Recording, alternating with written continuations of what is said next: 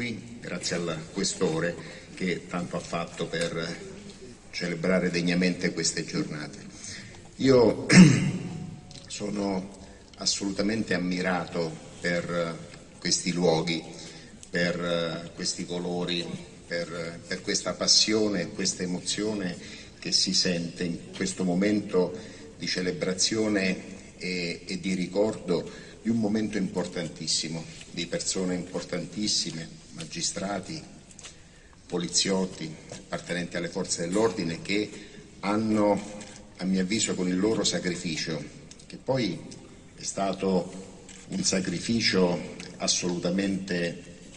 consapevole, fatto da persone che giorno per giorno affrontavano la realtà sapendo quello che rischiavano e anzi preoccupandosi l'un l'altro di dire quasi non ti preoccupare se vuoi pensare ad altro, ma tutti hanno proseguito per la loro strada. E quindi celebriamo il loro sacrificio, ma secondo me celebriamo anche un momento di svolta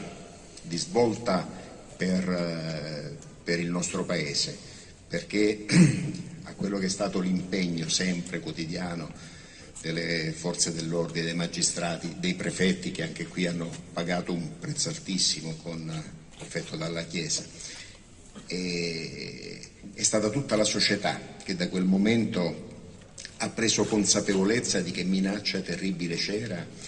e di cosa stava accadendo e che bisognava a tutti i costi reagire. E lo Stato lo ha fatto e lo ha fatto avendo dei grandi successi. E questo, insieme al sacrificio che a mio avviso dobbiamo celebrare questa sera, e ringrazio per tutto l'impegno della Fondazione Falcone, Tina Montinaro, per quello che hanno fatto per celebrare degnamente questo che è un momento davvero importante